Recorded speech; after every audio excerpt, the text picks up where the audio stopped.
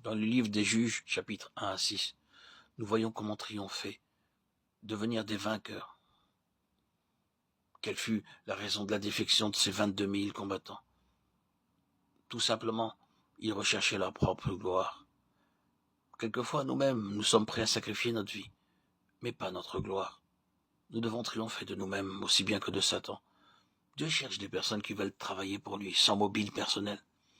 Après avoir travaillé pour le Seigneur, nous devrions dire « Nous sommes des serviteurs inutiles ».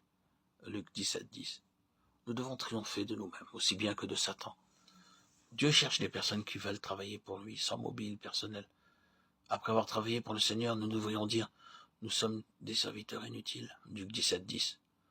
Nous devons oublier combien de champs nous avons labourés et le nombre des brebis que nous avons surveillées. Dieu ne partagera pas sa gloire avec nous, si secrètement nous espérons quelque chose pour nous-mêmes.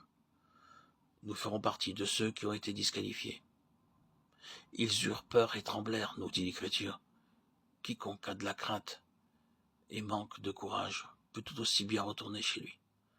Pour être vainqueur, il est essentiel de ne pas s'aimer soi-même, d'être prêt à endurer les souffrances. Les plus grandes afflictions ne sont pas de nature matérielle, mais spirituelle.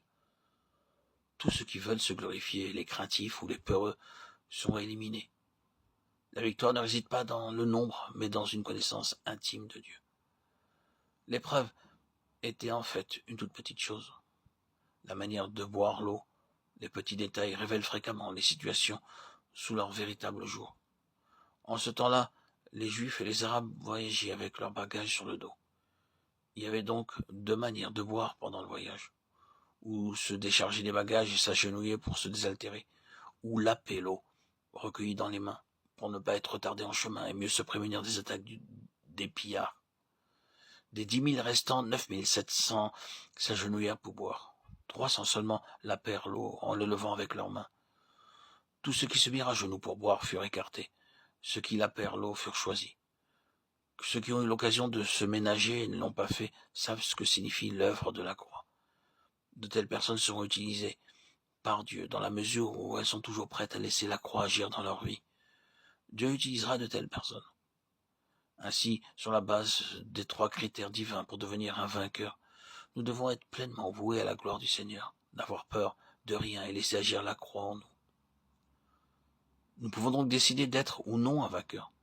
En nous testant, Dieu met en évidence ce que nous sommes. Notre réaction face à cette épreuve fera de nous un vainqueur ou non. Connaître la réalité de la victoire de la croix dans sa vie est nécessaire pour le maintien de cette victoire.